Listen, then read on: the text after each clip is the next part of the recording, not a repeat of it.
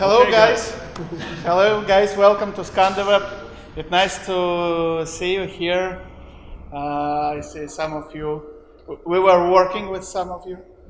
Warm welcome.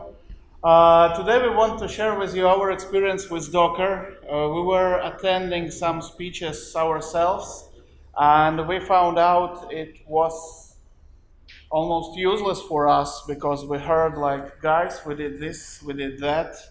We invested half a year, and we are cool now. Today we want to tell you about our failures that made our way to success. So today we will speak from three perspectives. I will speak as a DevOps and partial as management about these problems. Alfred is a developer. I will speak about development issues and stuff I faced while developing. And this is... I will speak as a ops or admin view, describe what the quicks, most punishing quicks were when we were developing this Docker. Okay, so let's go. First of all, in containers we trust. Some time ago we decided that we are fine to invest our time, to invest effort into the Docker technology, with this kind of hype technology, right? That is why we are here today as well. But we had very small basic knowledge about this. But by that time we made a decision. We thought that we had problems, and we found out Docker could help us to solve these problems. So we started to work on it, to implement it in our daily routine process. The solution, as I said, was Docker. We treated Docker from our existing experience perspective.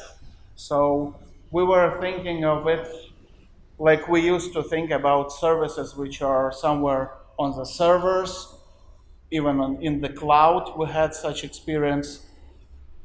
But still we found out we came to more problems implementing Docker. So why Docker?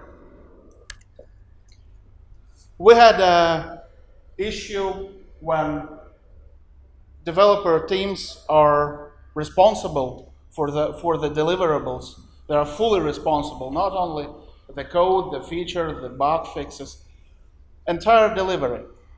And by that time we called it give me sudo problem.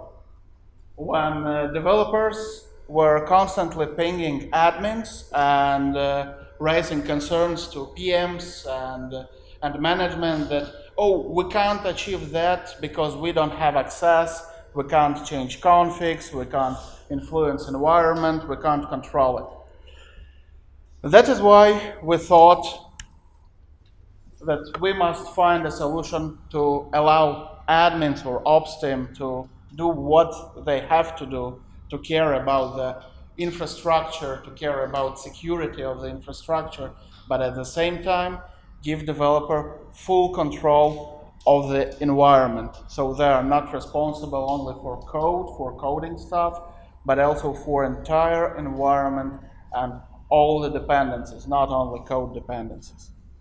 That was the first step. Yeah, so here comes my part. I'm very young and I like new modern technologies. And because I like them, it's complicated for me to use them in production. So our CI tools does not allow us to use them because every time I found something new and I ask our admins to install something on server, they say no, we won't, because too complicated, go away. So I need something to be more independent. I want to try new technologies.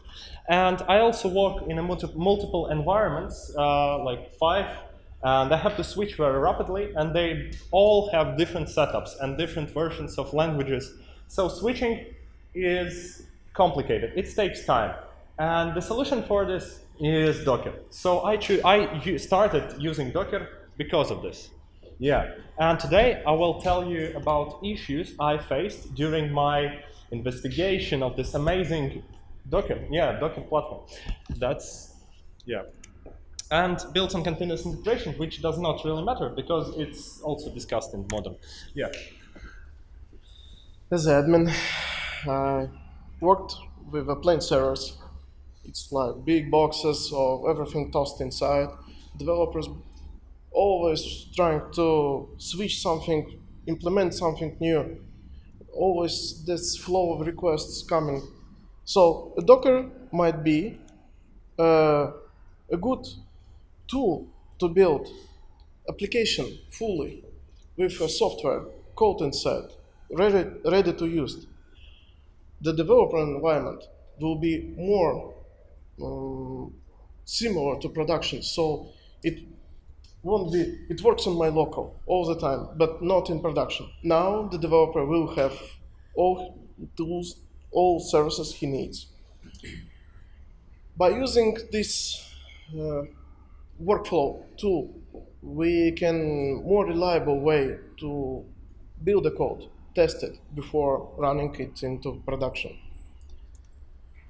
Also, Docker gives us advanced techniques of deployment, some new ways of zero downtime deployments will become reality.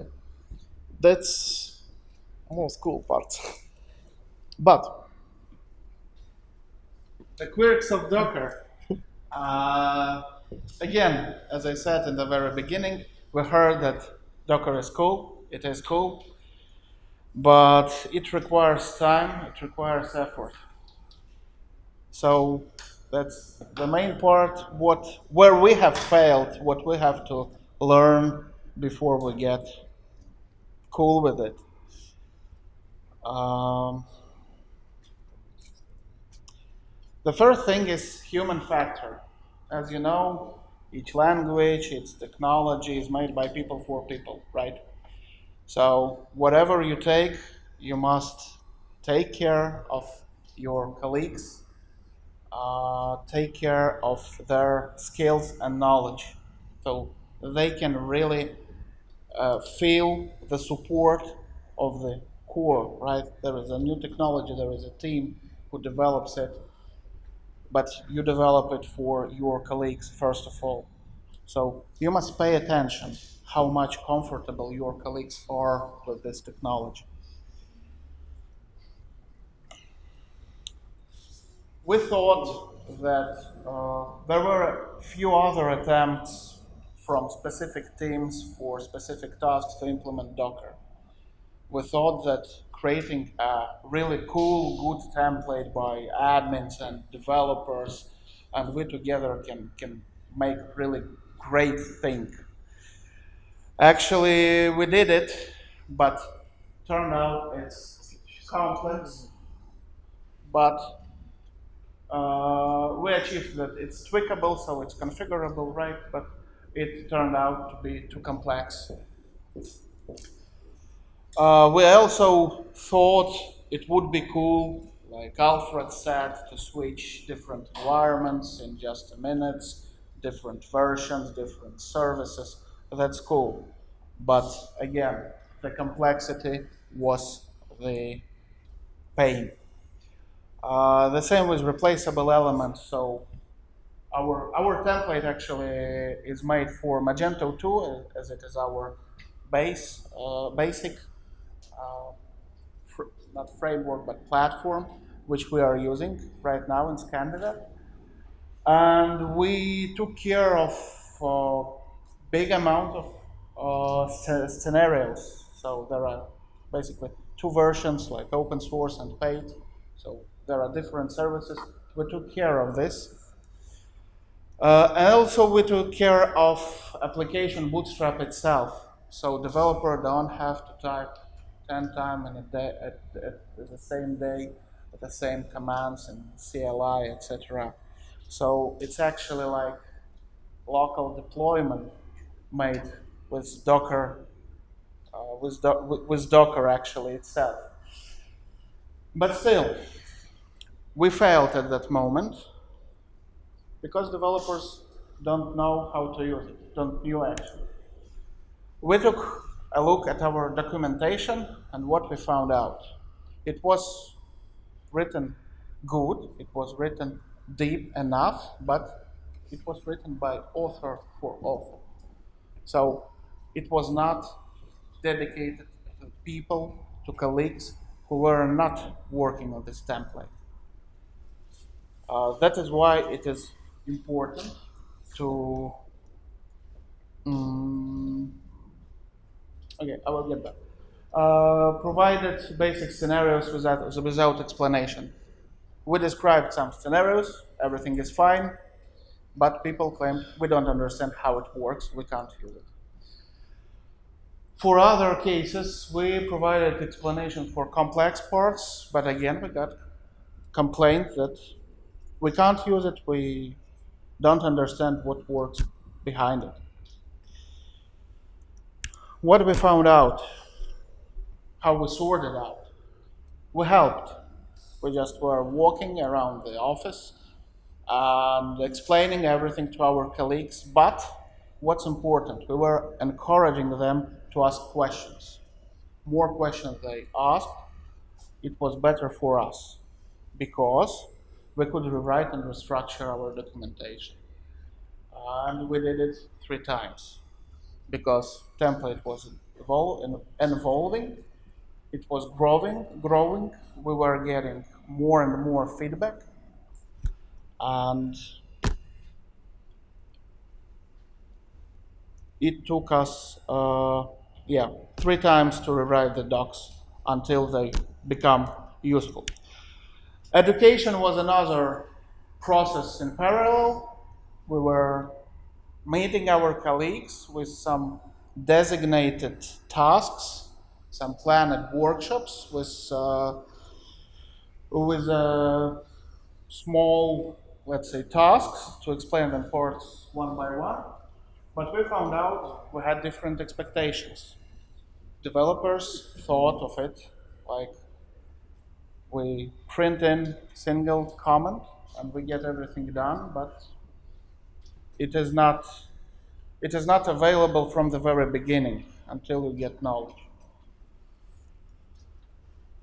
We found out there are colleagues who could and committed to our template, not working on it, but there were also colleagues who actually could not, for example, differ build state and runtime state. So they were completely missing the differences between these states of Docker. But everybody found basic knowledge to be fun and exciting and promising. It's cool to use it.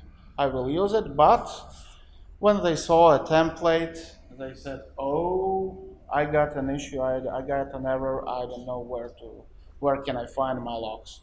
So it turned out we compiled it into a very complex solution that must be taken care of actually even before we start.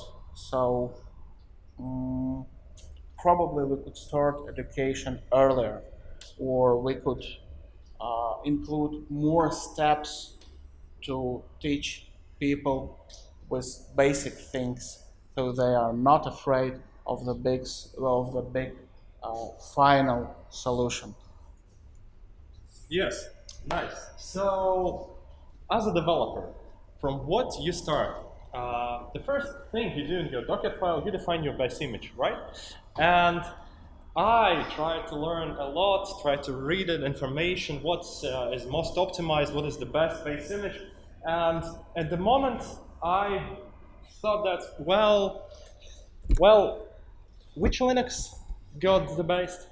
Alpine. Yeah, so I choose the Alpine Linux, started setting my container, I chose it, I set up with all the infrastructure inside, and I faced an incompatibility issue. Well, that meant that some modules cannot be installed in Alpine Linux, which is pretty bad. So what should I do? I should repeat. I should choose one more image, go through the infrastructure setup, and maybe face, maybe not face new issues. So my recommendation to you is, first of all, to start with something you know.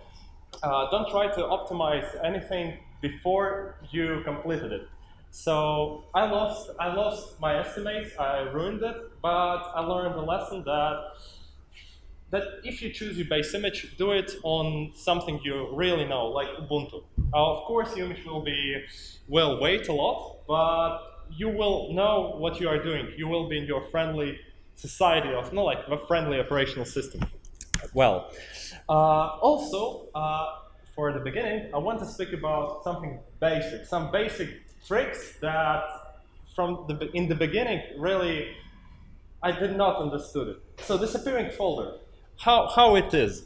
So we go into our Docker file and we copy some JSON files, some package JSON files to install our NPM module. And then we take a look into our build it image, and inside the image we see that we have in our user SRC folder, we have package JSON, package log, and node modules. So node modules installed, amazing, fine. I'm cool. So then in the runtime, when you sync the volumes, you see that, oh my god, where is my node modules folder? Nobody sees it because it's kind of not there. You see all your source files, cool, but you don't see the folder. So where is my folder? Guys, I want you to invest. Help me. Guys, where is my folder? Where it's gone? Who knows, really? I want you to raise a hand, tell me. So, okay, I will tell you. Mounting Docker volume into the container folder makes the folder initially there unavailable. And this is a very common issue, and you face it in your first day of working with Docker. And how you solve it is also pretty simple. You have to copy your build directory into your runtime directory at the moment of when you start the runtime. For example, your script could look like this. You choose your build directory, then you do the installation stuff, then you go back inside of your application directory, which will be available in the runtime, and you copy your build files into your application files. This way, you won't have your application. This way, you won't have your builded files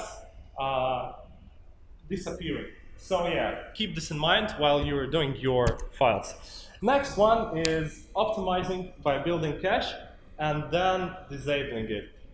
Looks very strange, but why? Why should you ever do this? So imagine the situation which looks like this.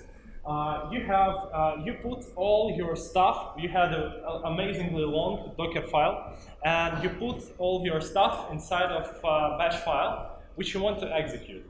And you also need to pass some arguments inside of it, environmental arguments, variables, which actually be different from one build to another build. So your Docker file looks like this. You copy your build bash file, then you run it. And what's wrong here? Let's take a look. So copy, what it does, how it works with caching. If the file is changed, Docker will see this and immediately invalidate the cache for all the following lines of Docker file, which means that we are good. If we change the build SK, it will be copied and then run. Amazing. If we change some lines, so we don't have an issue with file which is. So if we change the file, it will be run anyway. So we are all good. But we want each build file to have this run because some arguments are different from build to build. So what should we do here? What should we do? We should ask us a question first of all that maybe it's all good, let's keep it. But it's not good. It's not good because the Docker will cache all the lines before, but we need to change result based on the arguments. We should hack Docker a little bit to say that we don't need a cache actually. So don't do it with cache. So you have to use some random argument and then pass it as a parameter so Docker won't think it's a cacheable command. Yeah. Am I right? Yuri? Right. Okay, nice. So, two amazing options how I use to mount volumes. So, when you do complex Docker files, in some moment you understand that you need to link your containers, right? So how you do this? Of course, with Docker Compose. yeah, sorry, I forgot the name. So you do this with Docker Compose. Amazing. I'm sorry, telling you about Docker, forgetting the basic stuff, but I'm a little bit sorry. So, how do you pass a volume? The first very basic stuff, which is in all examples, you do simple volumes. You specify your volume and you map it to the containers directory. What's wrong with you? Actually, it's maybe alright, but it's hard to reuse this volume, because if the container falls, if it breaks, so if container falls, yeah, you actually lose the volume and all the files inside of it. You have to backup it somehow. So there we come to the next possibility. You can use your kind of dummy containers, which are volume-only containers by Tianon. It's a great guy. And then you can specify volumes from. The issue here is that, okay, if this container falls, this one will stay, so good, we can keep the volume, restart all containers, will be fine. But volumes from is being deprecated from newest versions, so we have to find another solution, which is actually currently a best solution. So it looks like this. The name volumes, so you specify the volume before, and then you map this volume to your container. And it's amazing. It's a new way which solves a lot of issues. Maybe you can tell us something more about it. Well, one of the issues in the containers that a container itself is ephemeral, and the data inside is not persisted. With these named volumes, you have another subset of Docker volumes, so you can change them, move them independently from containers. Also, if containers dies or you need a new revision of code, anything, volume will stay. So your data will stay. Yeah, thank you. No, it's your part. So in that perspective, it's all cool. Data is inside, persisted, it's okay. But where is the catch? There is something still not right. The performance. Initially, Docker wasn't designed for local development. And the first big part of it, that in order to run Docker on macOS or Windows, you need to use a virtual machine. It's a drawback, but it works. Recently, Docker released like a tiny layer, HyperKit virtual machine, which kind of speeds up everything, except disk operations. I don't know how Apple does it, but it has a really low performance in matter of disk I/O. It just runs badly. We have tested on Linux. You have a project bootstrap in 5 minutes. On macOS, you have like 20 minutes. It's all because of file system events that is emitted, and the operating system signals that files are updated for the container. Another failure we faced is Linux way of user permissions. Inside container, you are root, always owner of all files. When a container maps to your system, all files produced by a container also become root. In matter of seconds, you have totally non-workable copy of your project. So you have to churn all the time, etc., etc. Another thing we faced not so long before, the build and runtime. We prepare some basic stuff in build stage, like PHP, Node, everything. And in runtime, we set up our modules, application configuration, and so on. But we don't know what to choose. And when the deployment comes to dev staging, it takes hours.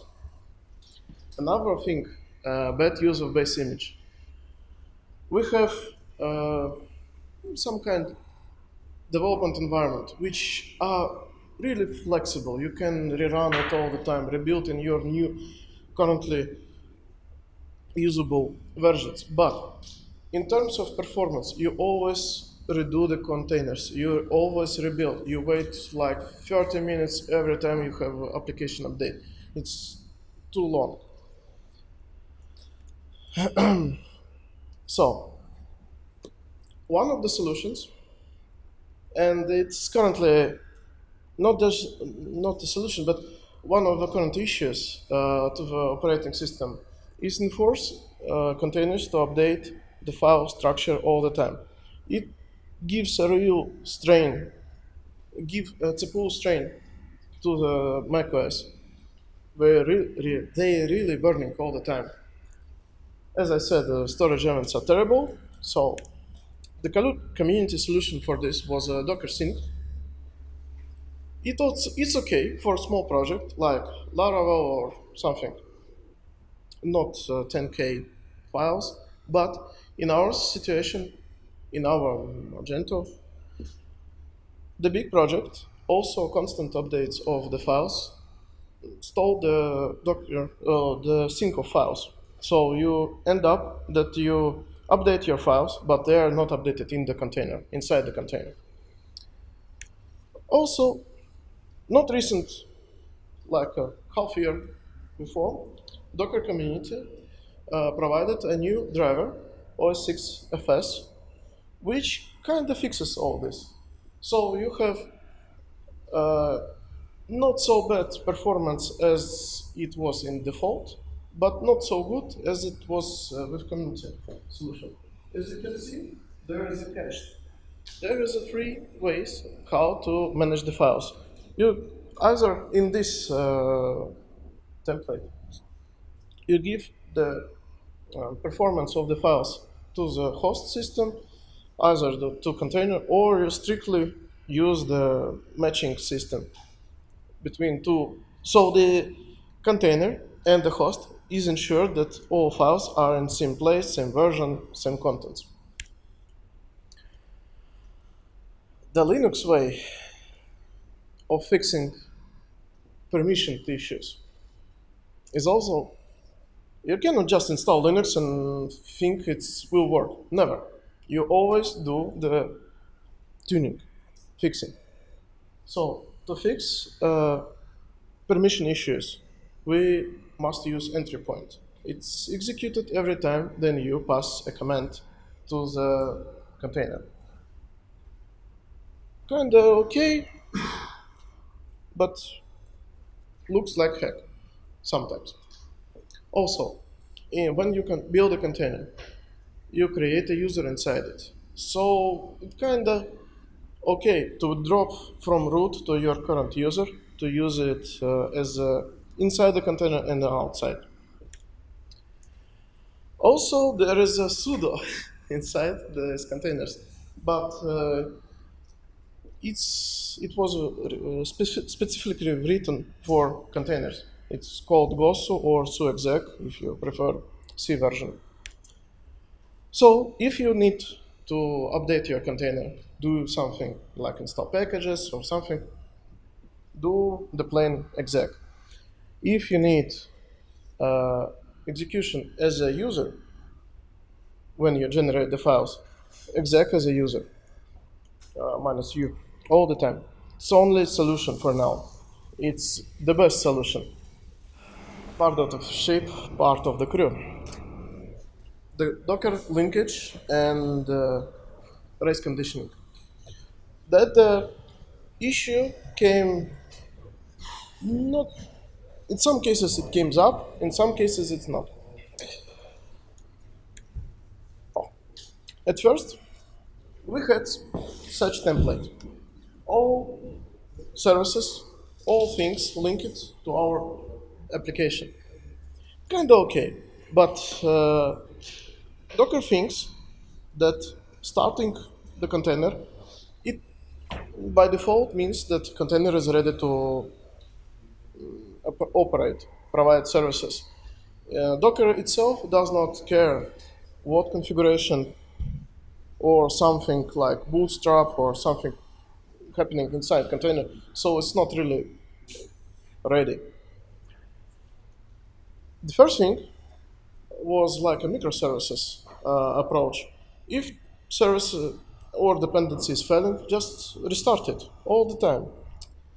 But problem is that sometimes all this stack can be rebooted loopless again and again and again, draining your instance resources and so on. So we switched to this.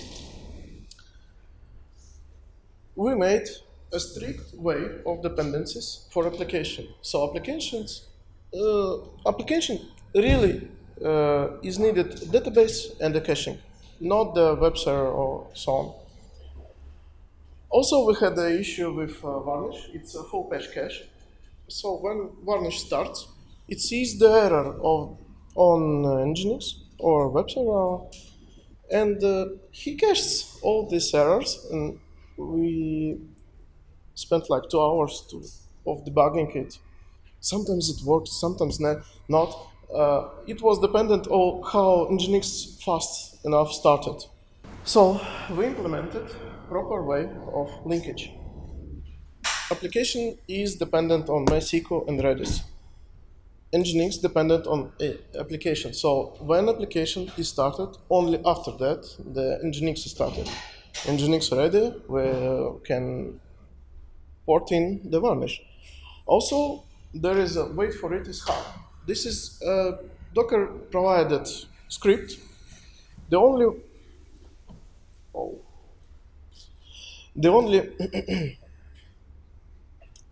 use of this script is to ping the port and wait for response. I am ready to accept connections. By default, it's generally a good idea to determine that database is up, Redis is up, or something. Also, different projects have different services, different starting times. Also, these links provide DNS resolution inside your stack. So in each configuration, you can refer to particular service with a name, MySQL or DB. This is the right one is aliases. So you can easily switch. Like, I don't need MySQL. I can switch it to Postgres, but leave the alias behind, the same. But in terms of configuration, I don't need to change the endpoint. Also, this is a really good DNS resolver inside. But if you have tests are always pointing on some real DNS name, fully qualified domain name. You can also pick an alias for it.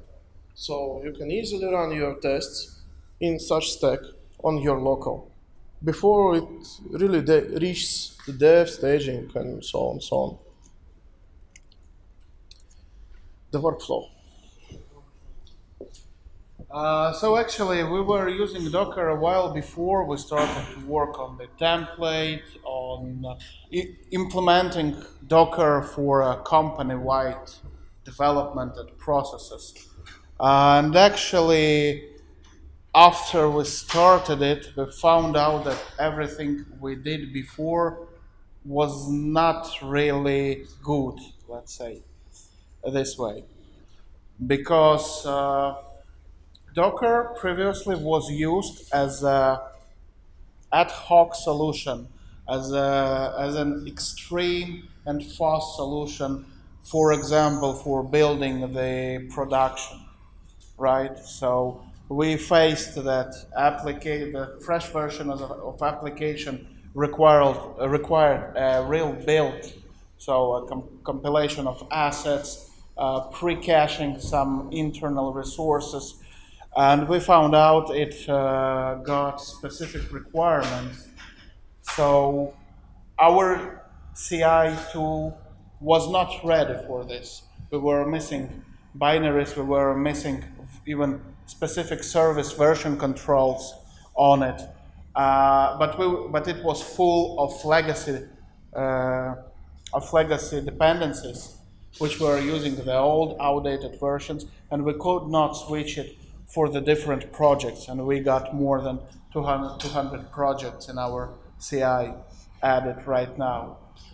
So Docker was used for such things, and of course it was built as a side part of our infrastructure, of our process, and it was built with the tools or with the approach we were using for our services, for our infrastructure, for our deliverables. And we found out it was actually wrong way to use the Docker. First of all, we thought the Docker is for environment, only for environment. We found out it's not. We can build entire application and for runtime leave only some migrations, which requires real database. Everything else can be built and stored as an image that is always ready to run. Docker is meant for decoupling. That's absolutely right. It's meant, but what exactly are you going to decouple? Because Docker provides decoupling from between environment and the infrastructure. It doesn't decouple environment from code, from application. It's vice versa. They are coupled together.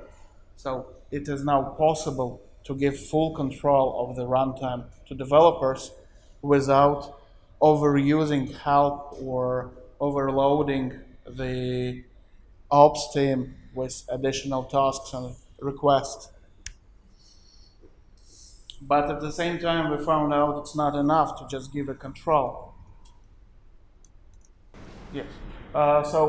It's for building, integrating, and control is just a tool, and actually Docker is just a tool that gives developer a control. Because when developers are missing skills, they can't fully take in control of that. And it's not only the things that are related to application, how to configure application, how to store the configuration, but it is also about configuring entire services that are needed to be run. And that knowledge was missing, and this knowledge was a real problem for us, how to encourage developers to try, how to allow them to feel that, yes, in school and I can configure application as I want. And additional thing I would like to touch with this coupling, decoupling, is some points of 12-factor application methodology, which describes how application should be constructed, right? How our architecture should be arranged, etc. So just a few points from that quite a big and useful document I hope you're familiar with. It's dependencies.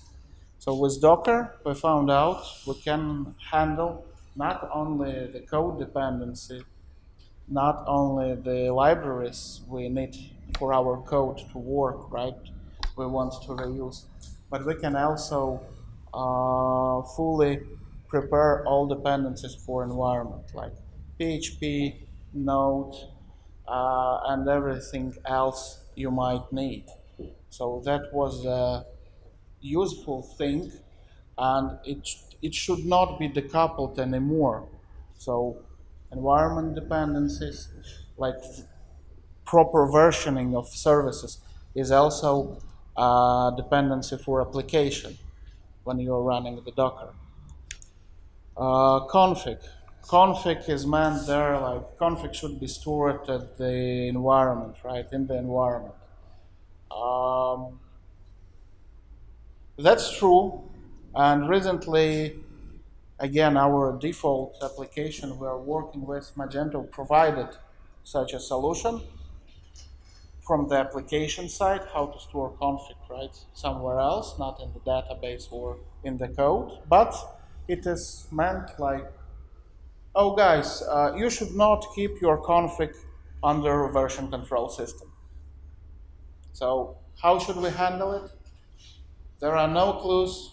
So we found out Docker helped us to create a process that allows to implement some sort of standard or flow understandable for developers, how these configs are treated, where they must be kept, and how they are reused or imported to the application. And finally, build, release, and run. These three steps must be strictly divided and not be kind of compressed together. And again, with Docker, we faced that our colleagues, it was hard for them to understand the differences between the build, the release is not so good for is not a really good description of what happens in Docker, but build and run definitely is. So it was a great example that came into the everyday's duty for our colleagues, what is built and what is run. So these are separate states, and it helps us now to explain what's happening. Because teams who are working with Docker right now, they don't have problem anymore to understand what does it mean in CI tool when I run build, then I create a release, and then deployment is running. So where do I check my deployment logs, or what is wrong? Where should I look at when deployment is failed? So it is now easier to speak with them, to help them, to explain them, and to teach them to solve their problems on their own.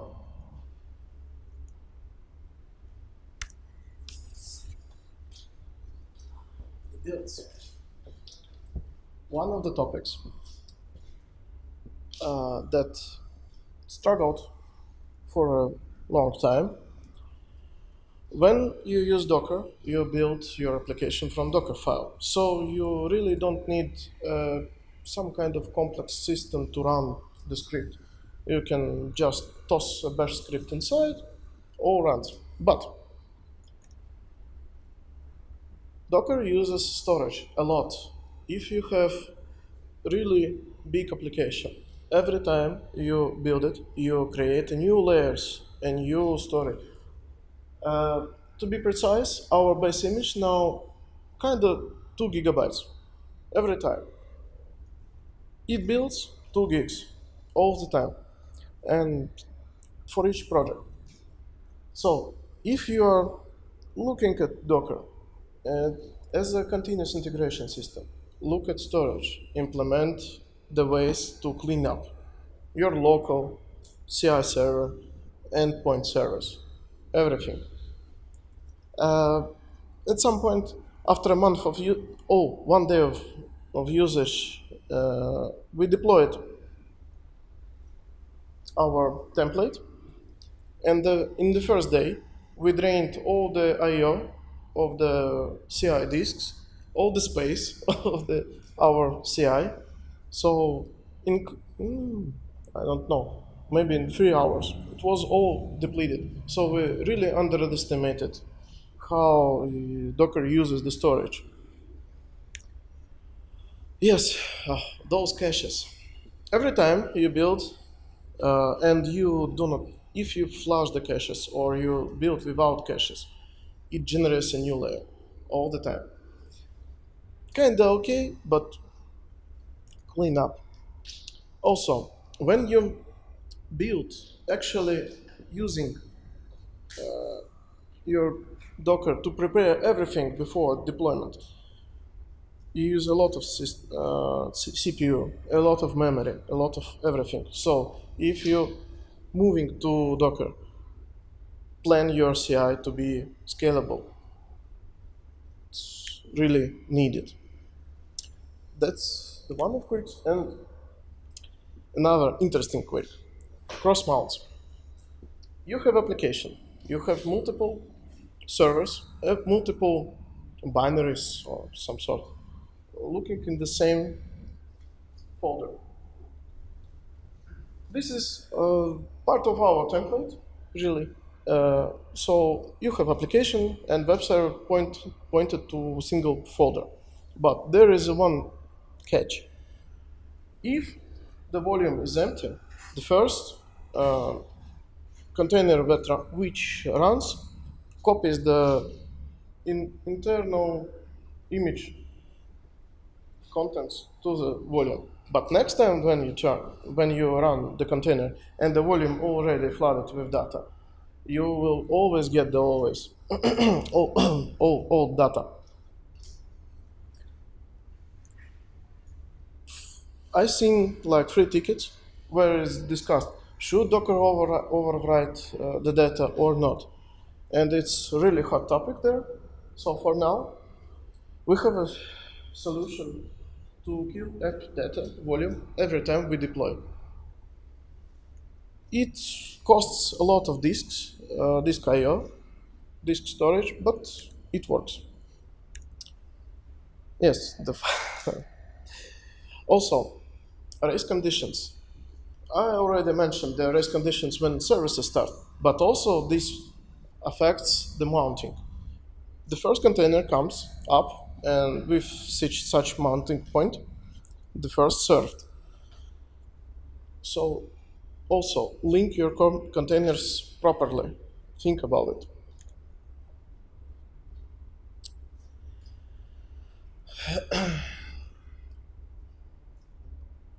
In some sort, in dev and staging, it's okay to wipe the volume. In some environments, also in production, it's not okay to wipe the whole volume, but always copy inside. So the only way for now in production deployments, you always copy files. You cannot just toss them inside and hope they're in place.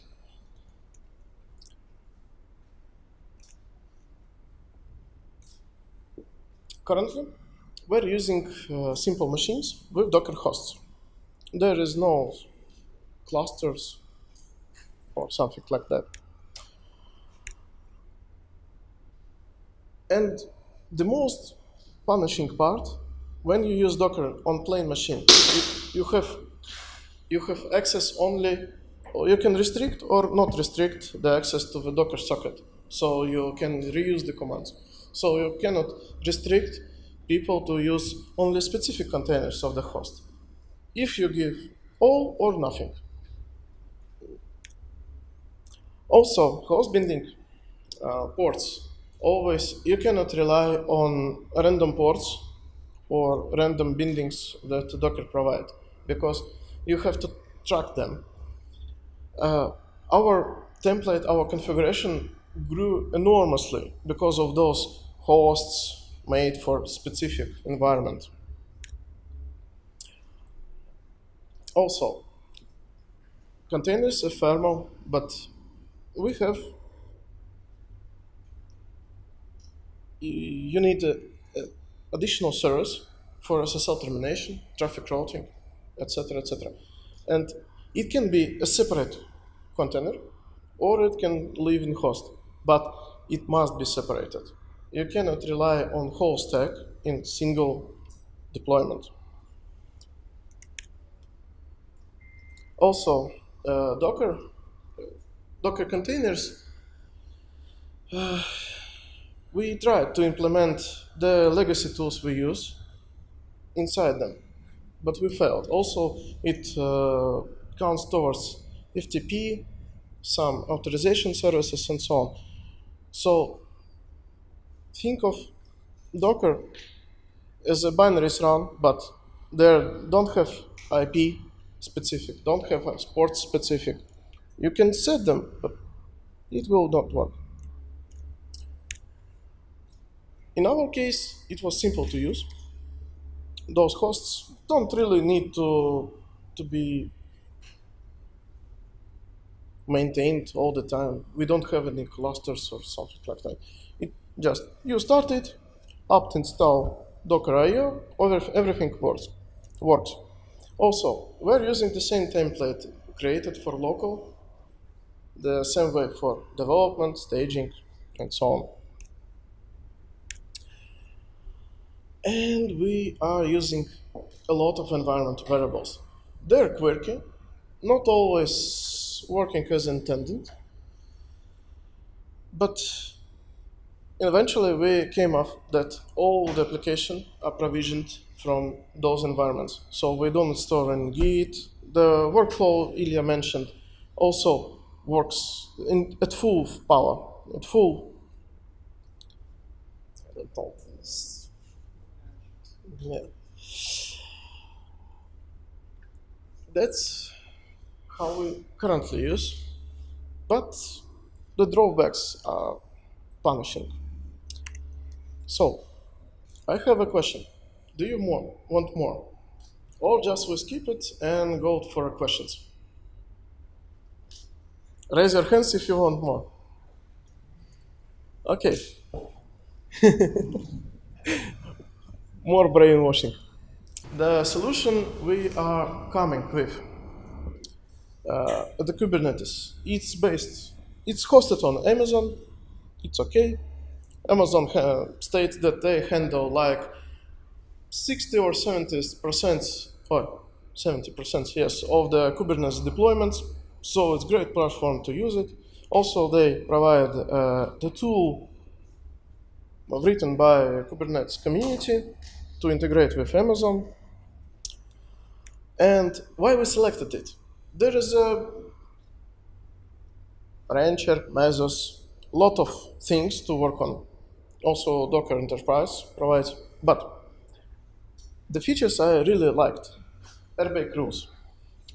You can attach a role to developer to stack of containers to distinguish the access. The thing that Docker itself lacks a lot.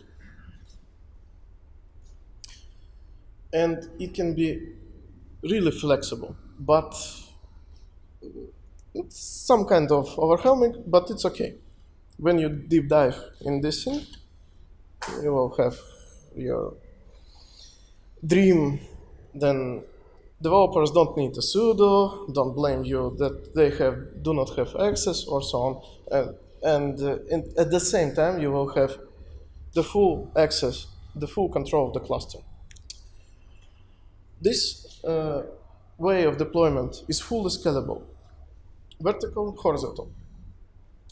Also, all internal services also scalable. We have estimated that we will reduce our costs likely 30-40% from existing ones because of this auto-scaling. So if you have, during the day, you have lots of development, lots of people working with containers, you raise more instances. The cluster provisions them, and they are used as a host for containers. Here comes. At the end of the day, activity lowers, the cluster scales down. It's really, really good, really awesome feature. Also, the Kubernetes itself, like a Docker, it's an API platform. It's very extensible. There is plenty of features that you probably imagined, but they're there. Just bit of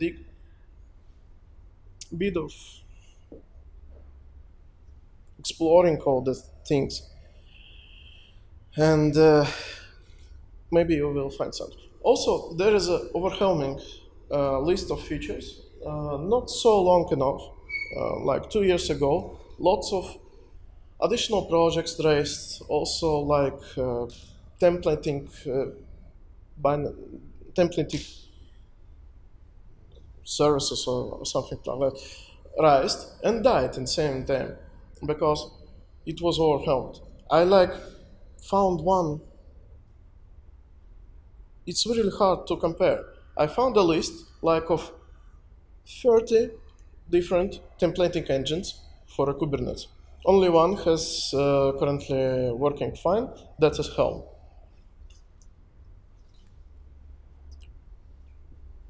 For now, it's everything I have about Kubernetes, and I hope I will provide some information more later.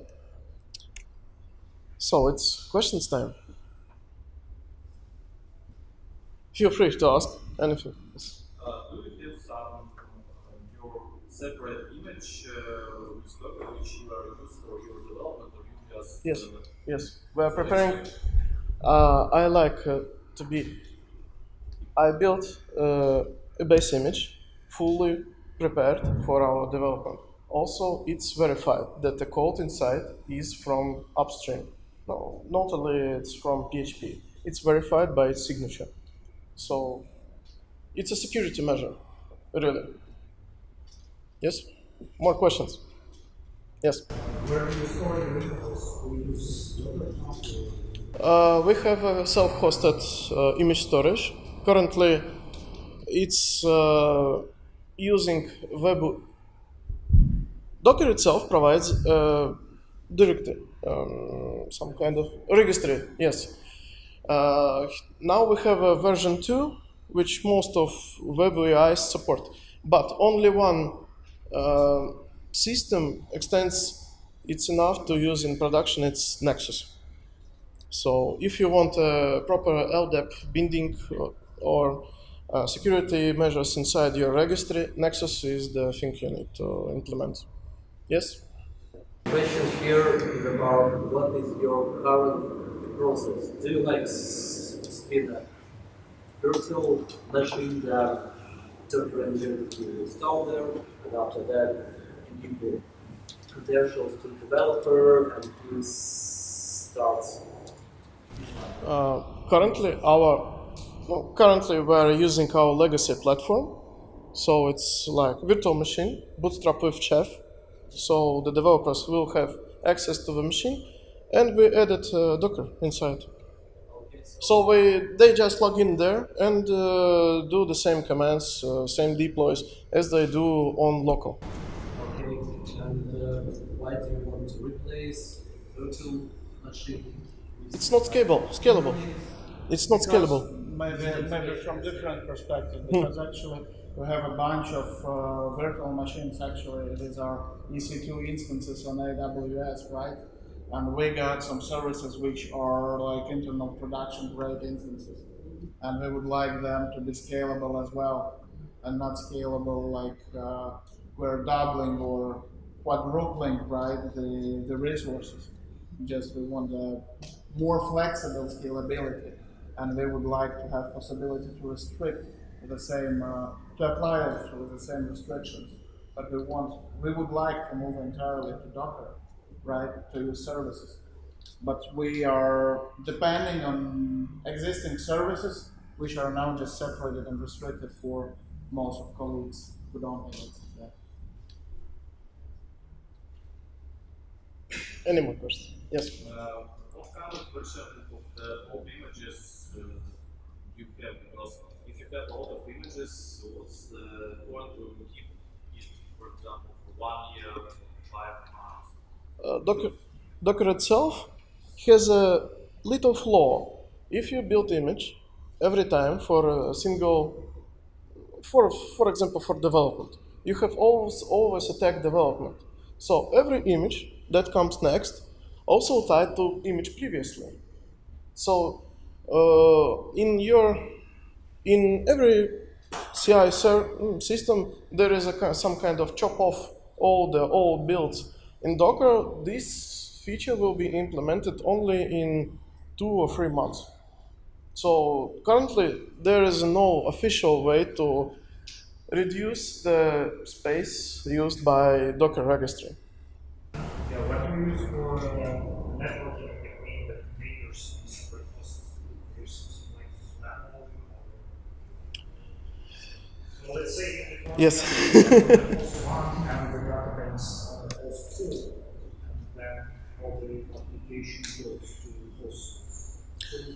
Correct. Why, like internal use or Currently, we are using a single host deployments, but in terms of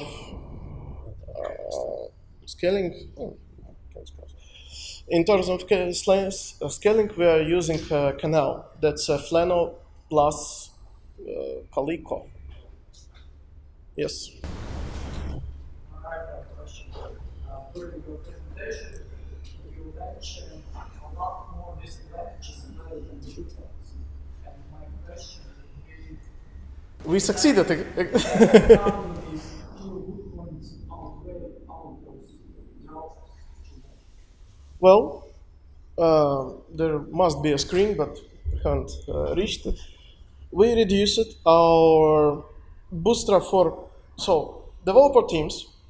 Someone new, additional member comes in, and he need to set up the whole project. So we reduced this time from 5 hours to 15 minutes. So it's like time saver in most cases. Also, it's a more convenient way to flow the updated code among the infrastructure. Deployment is always the same.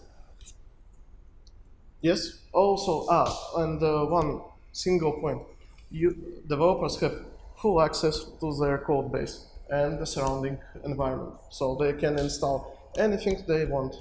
We verified that, but in terms of flexibility of usage, it's more convenient. A part of it, as I have mentioned, it is also a good tool to like somehow enforce some change right from the developer side. And when you give them the environment, so they must take care of it. It's a really great tool to do this. Otherwise, they can just set up it on their local, right? And they say, I don't care, I have my old version, it's working, I won't upgrade PHP, for example. I don't see a reason for it. You don't care, it will raise conflicts with production, for example, environment. But for now, it is like, hey guys, you got the template, we will help you, here are the docs, but please take care of it. You're not responsible for it. That's from a management perspective, and that was actually also important for us. Also, remembered one thing: we're preparing a base image. So in terms of security and updates, we can release one base image, and everyone will be updated. So it's much cheaper in terms of time investment to update the whole infrastructure among all developers, among all systems, among all environments, because we're reusing the same image all the time. You mentioned that base image size is about 2 weeks, right? So what's actually inside there? All development. So big. Currently, we are bundling everything inside, which tools like GCC can be inside. All compilers, all modules, all node modules, which cost a lot of space. It's needed for development. It's not needed for production. It's stripped out. But in development, you need all the tools around you. So yes, it takes a lot of space, but it gives you a convenient way to use it. Also, it's much less than vagrant boxes. Yes? More questions? Yes? Yes, I understand that you have different kind of images for production and for development. Yes. How you are separate the development from how you separate that all code that's inside the development is ready to go to production. You have some kind of testing system, some He wrote the most of tests. Yeah, how you test all these images? For example, some developers made some changes code. How you I think I got the question. So actually, we are moving forward, actively forward production. Production images, right? But in general, the idea is developers are not doing this on their own, so they can play around with actually development as much as they want, right?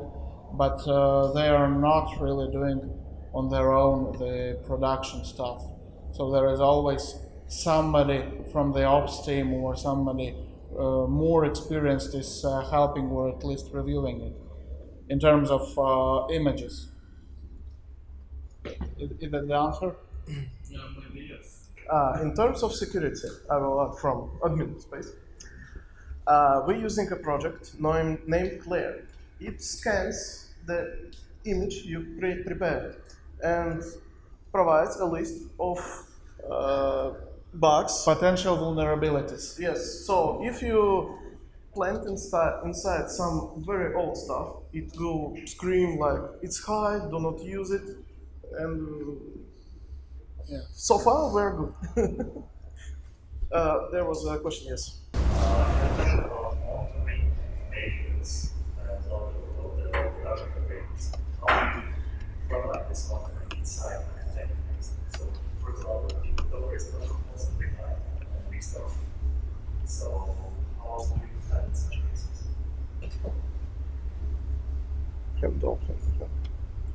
Docker itself dies, Yeah, Docker, or Docker cluster. not application, you're monitoring the Docker infrastructure. Well, at first we're running.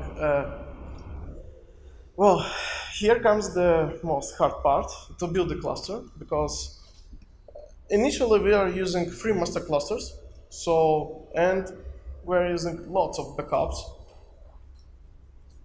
to preserve the data of the master. So that's the thing, the truly valuable. The nodes I can recreate all the time. So in AWS you have auto scaling. So if the instance dies, new ones comes up. Also, the tool which we use for rolling releases of the cluster, it's really rolling. So it verifies if we have changed some configuration and it's wrong, it will fail on first node. The rest of cluster will be intact. You can Google it. It's KOps for reference. Really good stuff, and written by the core developers of the Kubernetes. So it's kind of stable for now. Sufficient or? Okay. Any questions? You mentioned that you do zero data deployments. How did that impact the load balancing with Docker containers? Load balancing with job checks. Also readiness checks, yes. When container starts up, there is a 2-minute grace time to build it up, like flush the cache, or prepare the caches, and prepare the configuration. Yes. And you have this database with the same data of the application. Basically, at the start of the second container, you have two databases. Not particular. In AWS, you have Aurora cluster. It's separated from containers. It's up to you how to build. You can use database inside your cluster, so you have all the things inside cluster. But in AWS, you can use external services, which are really reliable, and use cluster only for code, to deploy the code. But the database itself is really in good hands. More questions? Yes? For the deployment itself, use SSH, use Docker Core, or stuff, or is it your CI tool? CI tool? Currently we are using Bamboo. Atlassian Bamboo, and there is a simple script which prepares it at one point. It builds the image, pushes it to the registry. The second part, deployment, he SSH inside the host machine, pulls the image and starts it. Also applies all the configuration via env variables. Yes, actually, we are transferring just configs for Docker Compose, and on the server we're having a task that just run this configs. So new image is pulled and run. Docker pull, Docker up. So, more questions? Yes? Just curious, like on projects. We were waiting Yes, for yes. this. Thank you. Yes, legacy. We have tons of legacy deployments tied to Bamboo for now. So our option is kind of forced for now. But Docker will help us to move forward from it. More questions? Not. No, the man from behind wanted to continue the discussion. Private session. Yes. Sure. Actually, regarding the CI, we have Bamboo because it's legacy. It was an old decision, and we can't just migrate over 200 projects somewhere else. But when we started, we actually tried a few of other options, and what we liked was Concourse? Concourse. Yes, it's a scalable, really good solution. In terms of Docker, it runs every task inside the Docker container. So you have fully, forgot the word, fully separated tasks. All they do not interfere each one. Also, you can reuse the scalable way of CI among the cluster. So you have scalable cluster, scalable CI. Everything scalable, everything cool. But you need to limit it at some point. Maybe some. Yes. Yeah, so this presentation is about succeed with Docker. How do you measure your success in this Docker? Do you have some different point to reach with Docker? The first point was to provide developers a reliable way to test their applications. So this expression won't be tossed at admins that I will provide the developers the same way the application works on production in local environment. That thing the Docker solves us for us. That was the main point of implementing it. Among of other good features, but it was the first one. So generally, we can using Docker virtually create the whole production system in same separate networks, separate containers, and etc. To test all the things before going fully fledged prepared environments. The other success is we stopped limiting the developers from making mistakes where they, of course, make mistakes like development, right? Not production. But we stopped limiting them from making these mistakes and learning them by these mistakes. So, of course, we failed at the point when there was not enough knowledge, right? So all estimates were just out of date immediately. But at the same time, we are like forcing, but not forcing, proposing to make a bit more than just write a code and like I pushed, I don't care what happens next. That is kind of our main success and goal from the company side, right? And another thing is Alfred is great. Is a great example here. He was working on completely different stack, and our CI was completely out of date for that stack. He just took 1 or 2 days, and he made his own environment for builds and deployments. And we are not getting this problem like, oh, what shall I do? We have outdated version. I need a newer version. How do I achieve it? The same with our internal servers. A while ago, we have created chef-based templates. It was cool. Why uh, almost all projects were based on the same framework on the same platform. It was Magento 1. Then Magento 2 came in, then different versions came in with different requirements. Then more development came in, like ICO stuff, and it was completely different stacks. And now we don't need to rebuild. It's actually impossible for us to rebuild this entire EMS, we call it, like internal management system. We don't need it. We just apply Docker template and we give Docker to developers. Guys, build whatever you need. That is our success. How to apply, for example, some new features or new tools which is used by one or two developers inside the content, how you decide okay, this is good approach and let's use it in our template the next.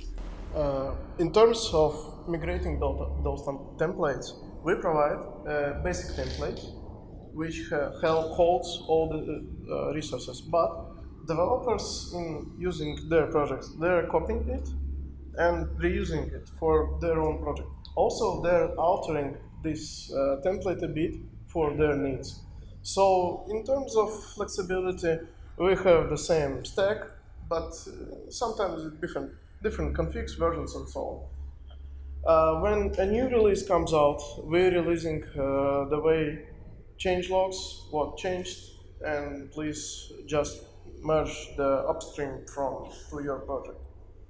Also, this template is decoupled from code, so it's no interfere in internal update. More questions? What's your next one? Finish the cluster. Yeah, finish the cluster, move to it, and move our core services there as well. Make it fully scalable and reusable. Actually, the very next thing is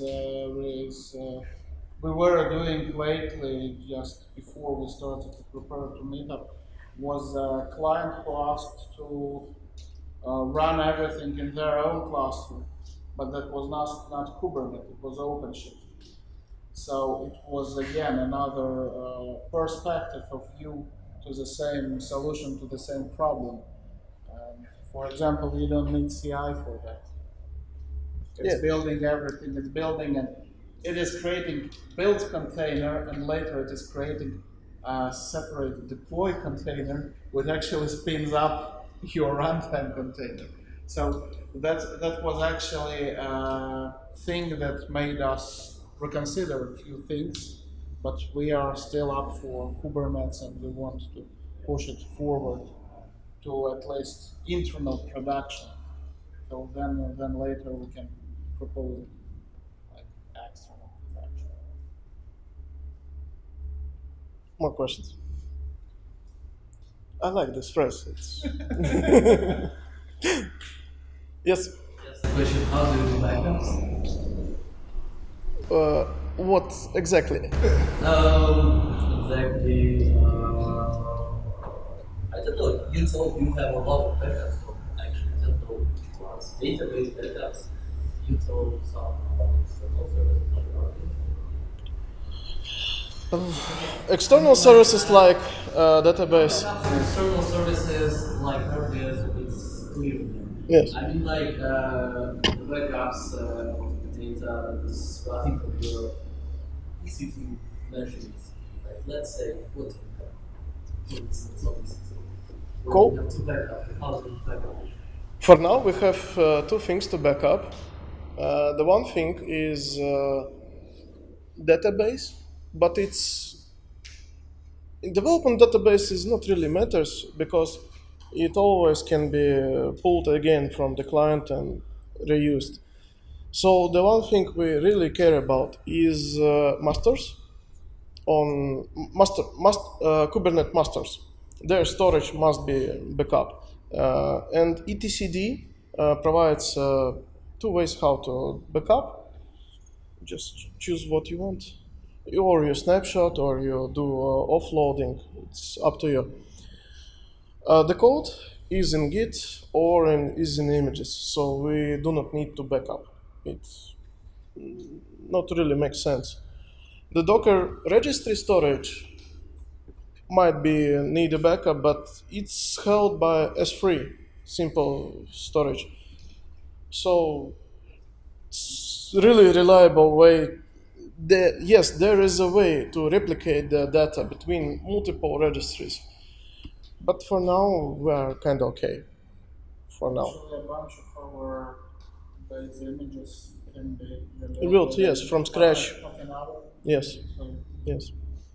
For now, it's all rebuildable. It's all ephemeral. So we are really not so scared about of wasting some one server. So actually, you do backup your databases only mostly, right? Yes. And these databases are running on RDS database or like on Staging can be run and built on RDS, but local development dev databases, they in most cases are empty, so no needed really. Yes, something.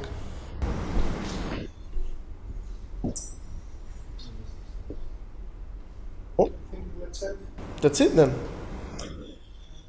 Also, if you have some questions, I will be here. and thank you for the attention. Thank you for coming.